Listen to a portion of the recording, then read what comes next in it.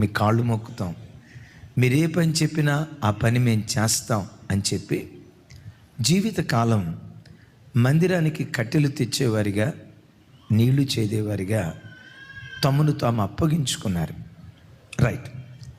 7 జాతుల వారు యుద్ధానికి దిగి నాశనం అయిపోతే 7 జాతుల్లో హివ్వీయులు, అందరూ కాదు, గిబియోను పట్టణస్థులు యెహోషువ దగ్గరికి వచ్చి, మీతో సంధి చేసుకుంటామయ్యా, మీ దగ్గర బ్రతకటానికి అవకాశం ఇవ్వండి అయ్యా అని శరణు కోరారు. వాళ్ళు తీసుకున్న ఆ చక్కటి నిర్ణయం శాపగ్రస్తమైన వాళ్ళ బ్రతుకులను చరిత్రకారులుగా దేవుడు మార్చాడు. ఆమేన్. దైవజనమా, నీ భవిష్యత్తును శాసించేది, నా భవిష్యత్తును శాసించేది నీవు తీసుకున్న నిర్ణయాలే. రూతు అన్యురాలు, ఓర్పా అన్యురాలు. ఓర్పా తీసుకున్న నిర్ణయం మోయాబీలతో బ్రతకాలని, రూతు తీసుకున్న నిర్ణయం ఇజ్రాయేలీలతో బ్రతకాలని. ఆ తల్లి తీసుకున్న నిర్ణయం ఏం చేసిందో తెలుసా? ఇశ్రాయేలీల చరిత్ర పుటల్లో మోయాబీరాలిని చేర్చి రూతుకు మంచి భర్త బోయాజ్, బోయాజులో నుండి ఒబేదు, ఒబేదులో నుండి యెషయి, యెషయిలో నుండి దావీదు, ఆ దావీదులో నుండి లోకరక్షకుడైన యేసు క్రీస్తు వారు ఉద్భవించారు. ఒక చరిత్రకారిణిగా మిగిలిపోయింది. కారణం ఏంటో చెప్పమంటారా? తాను తీసుకున్న నిర్ణయం. మన భవిష్యత్తు మనం తీసుకునే నిర్ణయాల మీద ఆధారపడి ఉంటుంది. చక్కటి నిర్ణయాలు తీసుకొని, దేవుని కొరకు బ్రతకాలనే నిర్ణయాలు తీసుకొని దేవుని మార్గంలో సాగిపోయే కృప దేవుడు మనకు అనుగ్రహించును కాక.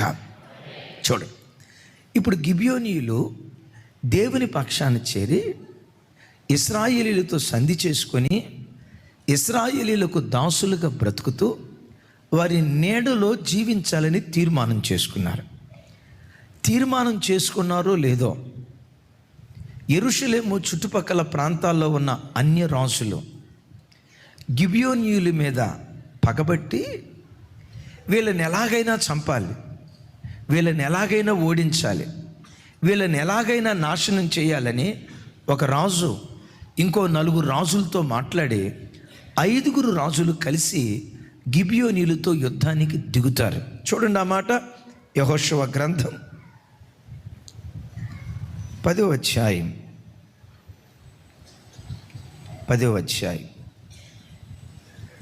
2వ వచనం నుంచి నేను చదువుతాను.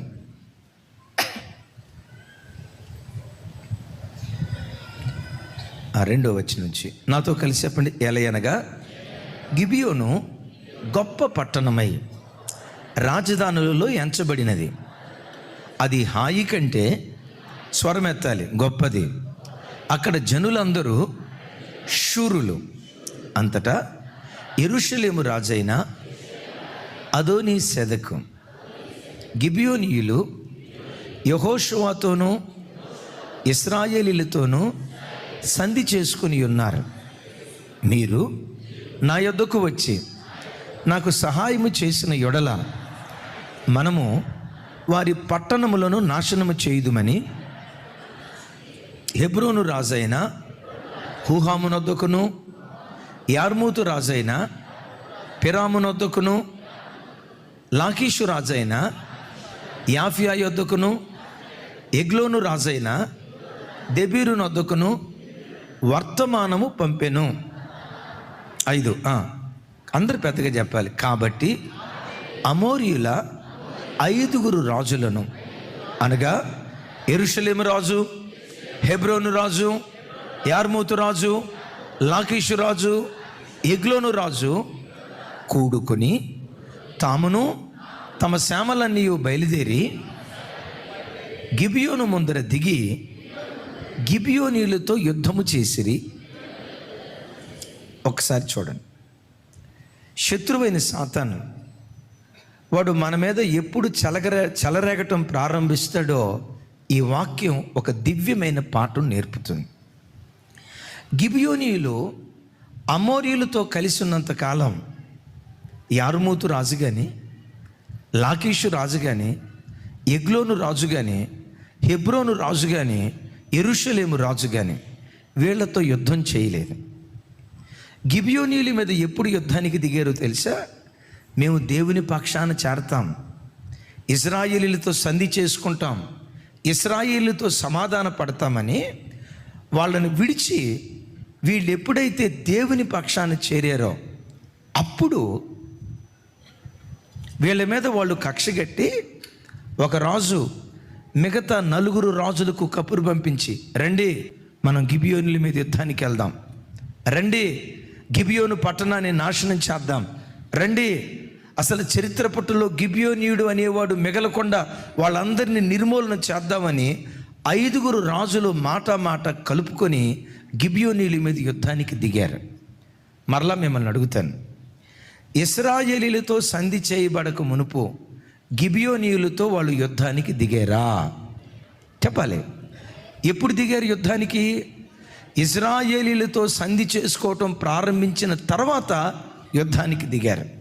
దైవజనమా, శత్రువైన సాతాను కూడా మనం లోకస్తులుగా బ్రతుకుతున్నంత కాలం వాడు మనతో యుద్ధం చేయడం, త్రాగుబోతులతో కలిసి, తిరుగుబోతులతో కలిసి, దైవము కాని వాటిని ఆరాధిస్తున్న వ్యక్తులతో కలిసి లోకస్తులుగా మనం బ్రతుకుతున్నంత కాలం సాతాను పొరపాటున వాడు మనతో యుద్ధం చేయడు. ఎందుకు? వాడు లోకస్తుడు, మనం కూడా లోకస్తులం. అప్పుడు వాడు మనం ఏమైపోతాం? జిగిరి దోస్తులం అయిపోతాం. దోస్తు ఇంకో దోస్తు మీద యుద్ధానికి వస్తాడా? నువ్వు త్రాగుబోతుగా ఉన్నంతకాలం సాతాను నీ మీద యుద్ధం చేయడు. భక్తిహీనుడిగా బ్రతికినంత కాలం సాతాను నీ మీద యుద్ధం చేయడు. సినిమాల చుట్టూతో తిరుగుతూ, బ్రాందీ షాపులకు వెళ్తూ, కళ్ళు కాంపౌండ్లకు వెళ్తూ, దైవము కాని వాటిని ఆరాధిస్తూ, నిర్దేవులను ఆరాధిస్తూ ఉన్నంత కాలం సాతాను నిన్ను ముట్టుకోడు, నీతో యుద్ధానికి వాడు దిగడు. ఎప్పుడు యుద్ధానికి దిగుతాడో తెలుసా? నాకు ఈ లోకముద్దయ్యా, ఈ చిన్న బ్రతుకులో బ్రతికితే నేను దేవుని కొరకు బ్రతకాలయ్యా, దేవుని మార్గంలో నడవాలయ్యా. ఎప్పుడైతే దేవుని వైపు తిరుగుతావో సాతాను అప్పుడు నీతో యుద్ధం చేయటం ప్రారంభిస్తాడు. ఇంకో మాట చెప్పమంటారా? సంఘానికి వచ్చిన తర్వాత కూడా భక్తిగా ఎదుగుదాం అనుకుంటావు చూసావా? దేవునిలో ఎదుగుదాం అనుకుంటావు చూసావా? మంచి భక్తి కలిగిన క్రైస్తవురాలిగా, నా సంఘంలో ఒక మాదిరికరమైన కుటుంబంగా, ప్రజల మధ్యలో ఒక ఆదర్శవంతమైన కుటుంబంగా నా కుటుంబాన్ని కట్టుకోవాలి, ఓ మంచి భక్తి పొర్రాలుగా నేను ఎదగాలి అని ఎప్పుడైతే తీర్మానం చేసుకొని దేవునిలో ఎదగాలని నీ జీవితం కట్టుకోవటం ప్రారంభిస్తావో సరిగ్గా అప్పుడే సాతాను నీ మీద దాడి చేయటం ప్రారంభిస్తాడు. అలాగని సాతానుగాడు దాడి చేయటం ప్రారంభిస్తాడని భక్తిగా బ్రతకాలనే ఆలోచన మానుకుందామా? నో. కొన్ని సందర్భాల్లో మమ్మల్ని అడుగుతారు, అడగటమే కాదు, ప్రతి క్రైస్తవుని నిజ జీవితంలో లోకంతో రాజీ పడినంతకాలం మనకు సమస్యలు రావు. ఏమన్నాను? ఏం అట్లా చూస్తున్నారు? లోకంతో రాజీ పడినంతకాలం, సైతానుగాడితో జిగిరి దోస్తుగా ఉన్నంతకాలం వాడు మనల్ని ముట్టుకోడు.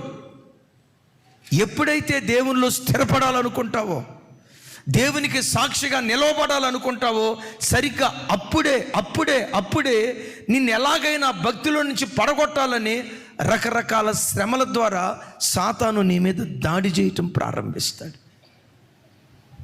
ఒక కుటుంబం ఫోన్ చేశారు. వాళ్ళు అన్ని మీకు ఆ వివరాలు నేను చెప్పలేను, కానీ అయ్యా, నా భర్త నా గ్రామంలో ఒకప్పుడు పచ్చి త్రాగుబోతు. సరే చెప్తా. మేము రాజుల కుటుంబం, పచ్చి తాగుబోతు. ఎట్ దట్ సేమ్ టైం కొన్ని లక్షల రూపాయలు కోడి పందానికి దారపోసాడు. త్రాగుబోతుగా తిరుగుబోతుగా ఉన్నంతకాలం మా ఊరు వాళ్ళందరూ మా ఆయనకి జిగిరి దోస్తులు. ఏ దోస్తులు? కొంచెం గట్టిగా చెప్పండి తల్లి. ఏ దోస్తులు? జిగిరి దోస్తులు. అలా కుటుంబం చితికిపోతున్న దినాల్లో ఎవరో ఒక దైవజనుడు మాకు వాక్యం చెప్పాడు.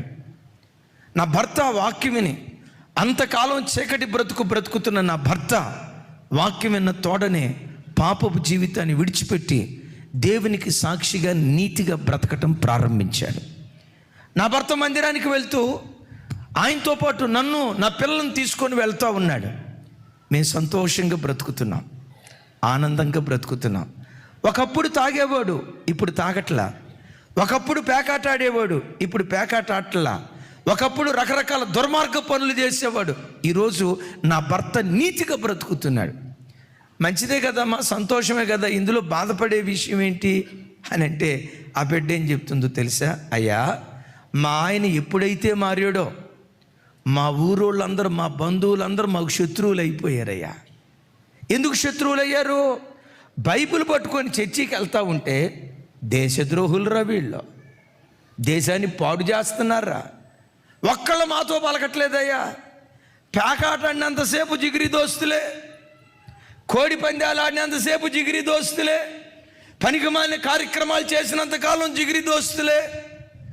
దేవుని పక్షాన నిలవబడాలని మేము ఎప్పుడైతే తీర్మానం చేసుకున్నామో ఊరంతా మమ్మల్ని శత్రువులుగా ఎంచిందయ్యా. మీరు చూడండి, నడి రోడ్డు మీద ఒకడు సిగరెట్ వేళ్ల మీద పెట్టుకొని గట్టిగా దమ్ము లాగుతాడు, అనిలాగే వదులుతాడు పొగ అని. వదిలేటప్పుడు ఏ రేంజ్లో వస్తుందో తెలుసా పొగ? రైలు గొట్టంలో నుంచి వస్తుంది చూసారా, ఆ రేంజ్లో వస్తుంది. దర్జాగా వాడు రోడ్డు మీద సిగరెట్ తాగుతున్నాడు, దర్జాగా బైబిల్ పట్టుకొని రోడ్డు మీద నడుచుకు రాలేని దుర్దినాల్లో బ్రతుకుతున్నాం. చివరికి మందు తాగేవాడు కూడా నడి రోడ్డు మీద మందు తాగుతున్నాడండి. పేకాట ఆడేవాడు కూడా నడి రోడ్డు మీద పేకాట ఆడుతున్నాడండి. మీడియా అంతటికి తెలిసేటట్లుగా కోడి పందాలు ఆడుతున్నారు ప్రజలు. కానీ ఏం విచిత్రమో తెలియదు, కానీ ఈరోజు పరిశుద్ధ గ్రంథాన్ని పట్టుకొని నడుచుకుంటూ, వీధి మీద గుండా నడుచుకుంటూ మందిరానికి రావాలంటే ధైర్యం చేయలేని పరిస్థితులు. ఎందుకో తెలుసా? లోకంతో మమేకమై ఉన్నంత కాలం వాళ్ళు మనకు దోస్తులే. నాకు ఈ లోకమొద్దు, ప్రభు కొరకు బ్రతకాలని ఎప్పుడైతే ప్రభు తట్టు తిరుగుతామో సాతాను అప్పుడే నీ జీవితంలో శోధనలు తీసుకురావటం ప్రారంభిస్తాడు. చూడండి ఒక మాట, సమూయేలు 2వ గ్రంథం, సమూయేలు 2వ గ్రంథం 5వ అధ్యాయం 17వ వచనం.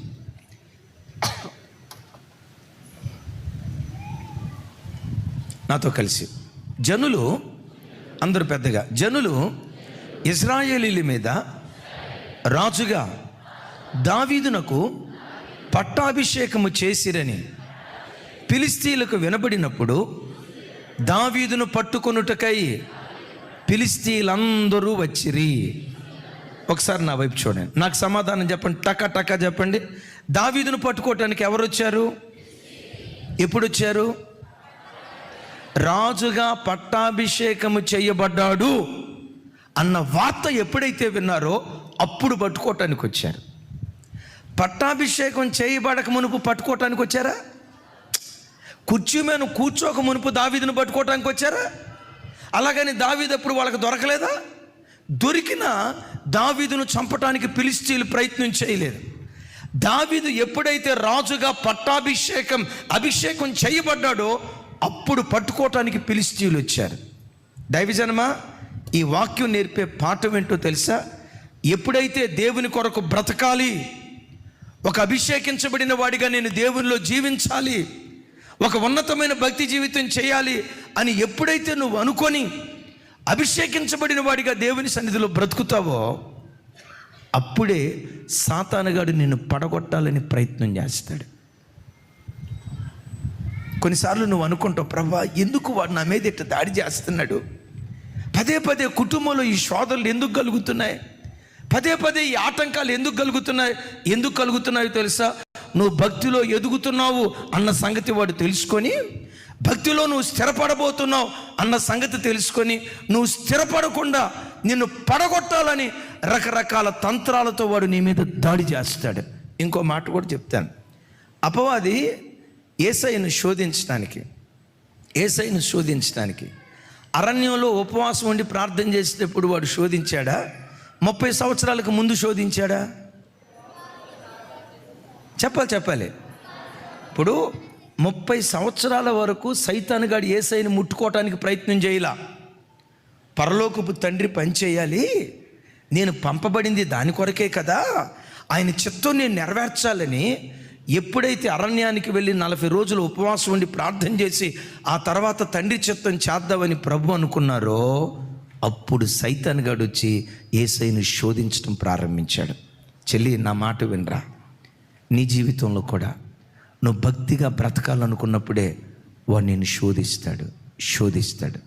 నువ్వు దేవునిలో నిలవబడాలనుకున్నప్పుడే రకరకాల తంత్రాలతో మంది మార్బలాన్ని తీసుకొచ్చి నిన్ను పడగొట్టాలని ప్రయత్నం చేస్తాడు. ఇప్పుడు మీరు నన్ను ఈ మాట అడగొచ్చు, అన్నయ్య, మనం భక్తిగా బ్రతకాలని నిర్ణయం తీసుకున్నప్పుడే వాడు పడగొట్టాలని ప్రయత్నం చేస్తాడుగా. నేనంట, అసలు మనం ఆ నిర్ణయం తీసుకోకుండా ఉంటేనే పోయిద్దిగా. ఆమెనా? ఎవరో మనిషి ఒక మాట, మనం భక్తిగా బ్రతకాలనుకున్నప్పుడు వాడు దాడి చేస్తాడు, దేవుని వైపు తిరిగితే దాడి చేస్తాడు, ఖచ్చితంగా బ్రతకాలన్నప్పుడు దాడి చేస్తాడు అని మీరు అన్నారు కదా. మరి ఎలాంటప్పుడు అసలు భక్తిగా బ్రతకకుండా ఉంటే పోయిద్ది కదా. అంతే కదా తమ్ముడు, అంతేనా? నా ఇప్పుడు గిబియోనుల మీదకి 5 రాజులు యుద్ధానికి దిగారు. శత్రువు వీళ్ళ మీద దాడి చేయటానికి వచ్చాడు. గిబియోనీయులు ఏం చేశారో అది మీరు నేను చేయగలిగితే, శత్రువు ఎంత చెలరేగినా శత్రువును మన పాదముల కింద చితక దొక్కేటట్లుగా దేవుడు కార్యం చేస్తాడు. దైవజనమా, నేను ఖచ్చితంగా చెప్తాను, జీవితంలో నీకు ఎన్ని పోరాటాలు వచ్చినా అంతిమ విజయం నీదే. ఓటమి తప్పదు అని అనుకున్న ఆఖరి క్షణంలో కూడా నా దేవుడు నిన్ను గెలిపించడం ప్రారంభిస్తాడు. అయితే మనం ఏం చేయాలో చెప్తాను. చూడండి, గిబియోనీయులు ఏం చేశారో. యెహోషువ గ్రంథం 10వ అధ్యాయం 6వ వచనం నాతో కలిసి. గిబియోనీయులు మన్యములలో నివసించు అమోరీయుల రాజులందరూ కూడి మా మీదకి దండెత్తి వచ్చి ఉన్నారు గనుక నీ దాసులను చేయి విడువక త్వరగా మా యొద్దకు వచ్చి మాకు సహాయం చేసి మమ్మను రక్షించుమని గిల్గాలులో దిగి ఉన్న పాళెములో యెహోషువకు వర్తమానము పంపిరి. చప్పలు కొడుతూ దేవునికి స్తోత్రాలు చెప్దాం. తమ్ముడు, ఆ మాట అట్లా ప్రక్కన పెట్టు. ఎంతమంది రాజులు గిబియోని మీద యుద్ధానికి వచ్చారు? ఈ 5 రాజులు తమ మీద యుద్ధానికి వస్తే గిబియోనీయులు ఏం చేశారు? యెహోషువకు కబురు పంపిస్తున్నారు. ఏమని కబురు పంపిస్తున్నారు? అయ్యా, వీళ్ళంతా మా మీదకి దండెత్తి వచ్చారు, ఒక్కళ్ళు కాదు 5 మా మీదకి దండెత్తి వచ్చారు. నీవు చేయి విడువక త్వరగా వచ్చి మాకు సహాయం చేయవా, మమ్మను రక్షించవా అని యెహోషువకు కబురు పంపిస్తున్నారు. ఈ స్థలములో యెహోషువ అనే పేరుకున్న అర్థం ఏంటంటే యెహోవాయే రక్షణ లేక రక్షకుడు అని అర్థం. యేసుక్రీస్తును హిబ్రూలో యెహోషువ అంటారు. యెహోషువ అనగా రక్షకుడు. ఈ గిబియోనీయులు యెహోషువ కబురు పంపించినట్లుగా సాతాను నీ జీవితంలో పోరాడుతున్నప్పుడు పరమ యెహోషువగా పిలువబడుతున్న యేసుక్రీస్తు వారికి నువ్వు కబురు పంపించే వ్యక్తిగా బ్రతకాలి. ఏమని? ప్రభా, నా జీవితంలో ఈ పోరాటం ఉందయ్యా, రక్షించువా, త్వరగా వచ్చి నాకు సహాయం చేయవా, ఈ ఆపదలో నుంచి నన్ను విడిపించవా. నీ కొరకు బ్రతకాలని తీర్మానం చేసుకున్నప్పుడే నా బ్రతుకులో ఈ పోరాటాలు ఎదురవుతున్నాయి, ఆశ్చర్యకరమైన సహాయాన్ని పంపవా అని గిబియోనీయులు ప్రార్థన చేసినట్లుగా దేవుని సన్నిధిలో మనం ప్రార్థన చేస్తే యెహోషువ ప్రత్యక్షమై శత్రువులను సంహరించి గిబియోనీయులకి ఎలా విజయాన్ని ఇచ్చాడో నీ జీవితంలో చెలరేగుతున్న ప్రతి సమస్యను దేవుడు సంహరించి నీకు విజయాన్ని దేవుడు దయచేయును గాక. ఒక మాట, ఎవరు కబురు పంపించారు? పెద్దగా చెప్పాలి. ఎవరు పంపించారు? అలాగని ఈ గిబియోనీయులు ఏమైనా అసమర్థుల, చాతగాని వాళ్ళ, బక్క చిక్కినోళ్ళ, బలహీనుల? 10వ అధ్యాయం 2వ వచనం చూడండి. 10వ అధ్యాయం 2వ వచనం నాతో కలిసి చెప్పాలి. ఏలయనగా గిబియోను గొప్ప పట్టణమై రాజధానులలో ఎంచబడినది, అది హాయి కంటే గొప్పది, అక్కడ జనులందరూ పెద్దగా చెప్పాలి. కొందరా అందరా? ఇప్పుడు ఏ దేశంలోనైనా కొందరు శూరులు ఉంటారు, కొంతమంది పిరికి బ్యాచ్ ఉంటుంది, అవునా కదా? ఒక ఇల్లు ఉంది, ఇంట్లో 4 పిల్లలు ఉన్నారు అనుకోండి, 4కి ఒకే గట్స్ ఉంటాయా? ఒకడు సింహం లాంటి వాడు ఉంటాడు, ఇంకొకడు పులి లాంటి వాడు ఉంటాడు, అదే ఇంట్లో పిల్లి లాంటి వాడు కూడా ఉంటాడు, అవునా కాదా? అరే అవునా కాదా? కానీ ఈ పట్టణానికి ఉన్న ప్రత్యేకత ఏంటో తెలుసా? జనులందరూ అరే మాట్లాడాలా అంటే వీళ్ళు ఏం కలిగిన వాళ్ళు? మరి శత్రువులు వాళ్ళ మీదకి వస్తే ఏమిరా భయ్, మనం శూరులురా, మనకేమన్నా సామర్థ్యం తక్కువ, మనమేమన్నా బలం లేని వాళ్ళవా? ఢీ సై అంటే సై అని సమరానికి దిగాలి కదా. వాళ్ళ బలాన్ని ఆధారం చేసుకోకుండా యెహోషువ మీద ఆధారపడ్డారు. దైవజన్మ నా తట్టు చూడు. సమస్యని ఎదుటున్నప్పుడు పరిష్కరించగలిగే జ్ఞానం నీకున్నా, తెలివితేటలు నీకున్నా, ఆ చాతుర్యం నీకున్నా, ఆ వివేకం నీకున్నా, ప్రతి క్షణం గిబియోనీయులు యెహోషువ మీద ఆధారపడినట్లుగా ప్రతి క్షణం నీ జీవితంలో పరమ యెహోషువగా పిలువబడుతున్న దేవుని మీద నువ్వు ఆధారపడుదువుగాక. చప్పట్లు కొడుతూ దేవునికి స్తోత్రాలు చెప్దాం. అందరూ నా వైపు చూడాలి, నా వైపు, బాల్కనీలో ఉన్న బిడ్డలు కూడా. ఈ పట్టణం అట మహాపట్టణం, రాజధానులలో ముఖ్యమైనది. మహాశూరులు వీళ్ళు, జనులందరూ శూరులు. వాళ్ళ శూరత్వం మీద ఆధారపడకుండా దేవుని మీద ఆధారపడుతున్నారు. బైబిల్లో రాయబడిన చక్కటి మాట ఏంటంటే, నరుల కాలి సత్తువ యందు యెహోవా ఆనందించుడు, గుర్రముల బలము యందు రథముల బలము యందు ఆయన ఆనందించేవాడు కాదు. యెహోవా యందు భయభక్తులు కలిగి ఆయన కృప కొరకు కనిపెట్టుకుని వారి యందు యెహోవా ఆనందించేవాడై ఉన్నాడు అంటాడు. దేని మీద మనం ఆధారపడకూడదు చెప్పండి, గట్టిగా చెప్పాలి. కాలి సత్వ, నేను శూరుణ్ణి, నేను చేయగలుగుతాను, నీ బలం మీద ఆధారపడద్దు. రథాలు నీకు ఉండొచ్చు, గుర్రాలు నీకు ఉండొచ్చు, రథాల బలం మీద ఆధారపడద్దు.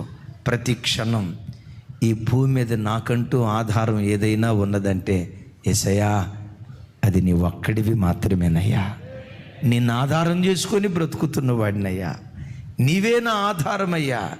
సమూయేలు గ్రంథంలో రాసి ఉంటుంది, ఇశ్రాయేలీయులకు ఆధారమైన వాడు నరుడు కాడు అని రాసి ఉంటుంది. చెప్దాం గట్టిగా, ఇశ్రాయేలీయులకు ఆధారమైన వాడు, మనకు ఆధారమైన వాడు నరుడు కాడు. మరి నరుడు కాకపోతే ఎవరు? నీకు నాకు మన బ్రతుకులో మనకు ఆధారుడు యేసుక్రీస్తు ప్రభువారు అయి ఉన్నారు. ఎప్పుడు నీ కాలి సత్తువ మీద ఆధారపడొద్దు. ఓ మాట చెప్తా, నేను చదువుకునే రోజుల్లో, గతంలో చెప్పుండొచ్చు, నేను చదువుకునే రోజుల్లో పాలిటెక్నిక్ సెకండ్ ఇయర్ ఎగ్జామ్ రాయటానికి వెళ్తున్నాను. Solid mechanics exam. Solid mechanics అంటే ఈ సివిల్ కన్స్ట్రక్షన్కి చెందింది. నేనేమో మెకానికల్, కానీ అన్ని సబ్జెక్టులు ఉంటాయి, ఎలక్ట్రానిక్స్ ఉంటాయి, ఎలక్ట్రికల్ ఉంటుంది, సివిల్ ఉంటుంది, జస్ట్ కొంత సబ్జెక్ట్ లిటిల్ బిట్. అది సాలిడ్ మెకానిక్స్, ఈ సివిల్ ఇంజనీరింగ్కి సంబంధించింది. నాకు అది అంతగా రాదు, అంటే అంత పట్టు దాని మీద లేదు. ఆ ఎగ్జామ్ రాయటానికి వెళ్ళేటప్పుడు ఏం చేసానో తెలుసా? అర్ధగంట ముందు మోకరించి తెగ ప్రార్థన చేశా. ఏమని ప్రార్థన చేసానో తెలుసా? దేవా, బుద్ధి, జ్ఞాన, సర్వసంపదలు నీ యందు గుప్తమై ఉన్నావు కదా అన్నావు కదయ్యా. నా జ్ఞానం లేదయ్యా, నా జ్ఞానం నీవే, నా వివేకం నీవే, నా బలం నీవే. ఆ రోజు ఎక్కడ లేని రెఫరెన్సులు గుర్తొచ్చినాయి నాకు. నా బుద్ధి నీవే, నా జ్ఞానం నీవే, చక్కగా రాయాలి ప్రభు అని అర్ధగంట సేపు ప్రార్థన చేసుకొని పోయి ఎగ్జామ్ రాశాను, అయిపోయింది. ఆ తర్వాత రోజు థర్మోడైనమిక్స్, అది మెకానికల్ ఇంజనీరింగ్కి సంబంధించింది, నా ఫేవరెట్ సబ్జెక్టు. దాని మీద నాకు బాగా గ్రిప్ ఉంది. ఒకవేళ ఇప్పుడు అడిగినా ఆ ఫార్ములాలు చెప్తా మీకు, బాగా గ్రిప్ ఉంది. ఆ ఎగ్జామ్ రాయటానికి వెళ్ళేటప్పుడు ఎంతసేపు ప్రార్థన చేసానో చెప్పమంటారా? యేసయ్యా, ఎగ్జామ్కి వెళ్తున్నాను, యేసునామములో అడుగుతున్నాను తండ్రి, ఆమేనా. 6 నిమిషం ప్రార్థన చేశా. వినండి, నాకు రాని సబ్జెక్టు కోసం ఎంతసేపు ప్రార్థన చేశా? అర్ధగంట. వచ్చిన సబ్జెక్టు అర నిమిషం ప్రార్థన చేశా. ఎగ్జామ్ రాసి వచ్చాను, రిజల్ట్స్ వచ్చినాయి. నాకు బాగా వచ్చు అన్న సబ్జెక్టులో 78 మార్కులు వచ్చినాయి. నాకు రాదు ప్రభువా, నా జ్ఞానం ప్రభువా, నా జ్ఞానం నీవే ప్రభువా, నా వివేకం నీవే ప్రభువా అని ప్రార్థన చేసిన సబ్జెక్టులో 88 మార్కులు వచ్చినాయి. ఆ రోజు నుండి ఈ రోజు వరకు కాదు, ఎప్పటి వరకైనా జ్ఞానం ఉన్నా ఇది నీవు ఇచ్చిందే ప్రభువా. జ్ఞానం సరి అయిన రీతిలో నేను వాడాలంటే ఆ కృప కూడా నీవే ఇయ్యాలి ప్రభు అని ఖాళీ సత్తువ మీద ఆధారపడకుండా, రథాల మీద గుర్రాల మీద ఆధారపడకుండా ప్రతి క్షణం దేవుడైన యెహోవా మీద మనం ఆధారపడదుం గాక. నాకు సమాధానం చెప్పండి. గిబియోనీయులు ఎవరు కబురు పంపించారు? నీ ఇంట్లో ఏ సమస్య వచ్చినా అమ్మ ఎవరు కబురు పంపించాలి? మీ అమ్మక అట్లా కబురు పంపించే కదమ్మా కుటుంబాల్లో గొడవ అయిపోయేది. ఈ సెల్ ఫోన్లు వచ్చిన తర్వాత ఏ కుటుంబంలో చూసినా రభసే. అత్త అందట, ఏమమ్మా ఉప్పు అట్ట ఎందుకు వేసావమ్మా, మీ అమ్మ ఇంట్లో వంట నేర్పలేదా అని ఆ మాట డ్యూటీకి వెళ్ళిపోయింది అట్టంటే. ఇక అమ్మాయి ఫోన్ ఎత్తుకుంది, అమ్మో ఈరోజు మా అత్త ఏమందో తెలుసా. అక్కడి నుంచి ఏమంది ఎంతలో మాట అందమ్మా, మీ అమ్మ నేను పెంచింది ఇంతేనా, మీ అమ్మకి పెంచటం చూసారా. మీరు చెప్పారు, వాళ్ళు చెప్పలా. ఎందుకంటే ఇవన్నీ మీ డైలాగులే. అరే ఎప్పుడైనా చూడండి, ఆడమనిషి శత్రువు అండి. ఆడమనిషి శత్రువు. ఎప్పుడైనా చూడండి, అత్త కోడల మధ్య గొడవ జరిగిద్దా, కోడలు మామ మధ్య గొడవ జరిగిద్దా? అరే మీరు ఆగండి. చూసారా, ఎక్కడైనా చూడండి ఈ జుట్లే. మా బెదర్లు ఉంటారు, అన్ని కళ్ళతో చూస్తారు, ఎవరినేమనరు. అత్తనేమనడో భార్యనేమనడం ఎందుకో తెలుసా? కోడలనేమనడో భార్యనేమనడం ఎందుకో చెప్పమంటారా? కోడల్ని ఏమైనా అంటే ఆ ఇచ్చే టీనీలు ఇటు ఆపేస్తుంది. అలాగని భార్యని ఏమైనా అంటే వదిలిపెట్టింది. అందుకని ఇంట్లో వృద్ధాప్యంలో ఉన్న మామలు ఉన్నారు చూసారా, చెవులుండి వినలేని, కళ్ళుండి చూడలేని, నోరుండి మాట్లాడలేని హుస్సేన్ సాగర్లు, మా బుద్ధ మహాశయులు, మా బెదర్స్. అయ్యా మీరు అట్టుంటివి మంచిది అయ్యా, అట్టాగే ఉండండి. ఆ కృపదేవుడు ఇచ్చును గాక. సరే చూడండి, దైవజనమా ఎవరు కబురు పంపించాడు? యెహోషువ. గిబియోనీయులు ఎవరు కబురు పంపించారు? నీ జీవితంలో ఏ చిన్న సమస్య వచ్చినా పరమ యెహోషువగా పిలువబడుతున్న యేసుక్రీస్తు వారికి నువ్వు కబురు పంపిస్తే ఈ దేవుడు ఎవరో తెలుసా? నీవు పిలవగా నేనున్నానని ఉత్తరమిచ్చే గొప్ప దేవుడు ఈ దేవుడు. తండ్రి అని మొరపెట్టగా ఏవి నా కుమారుడు అని వెంటనే జవాబిచ్చే దేవుడు. నేనంట మనుషులకు చెప్తే సమస్య అధికమైపోద్ది, దేవునికి నువ్వు చెప్తే ఆ సమస్య కోకటి వేళ్లతో సహా నా దేవుడు పికిలించి వేయటం ప్రారంభిస్తాడు. మనుషులకు చెప్తే గోటితో పోయేదాన్ని గొడ్డల దాకా తీసుకెళ్తారు. దేవునికి నువ్వు చెప్తే గొడ్డలతో పోయే సమస్యను కూడా గోటితో దేవుడు లేపేయటం ప్రారంభిస్తాడు. చప్పట్లు కొడితే యేసయ్యకు స్తోత్రాలు చెప్దాం.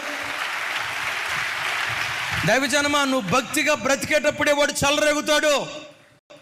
వాడు ఎంత చెలరేగినా నీ దేవుని కంటే శక్తివంతుడు కాదు వాడు.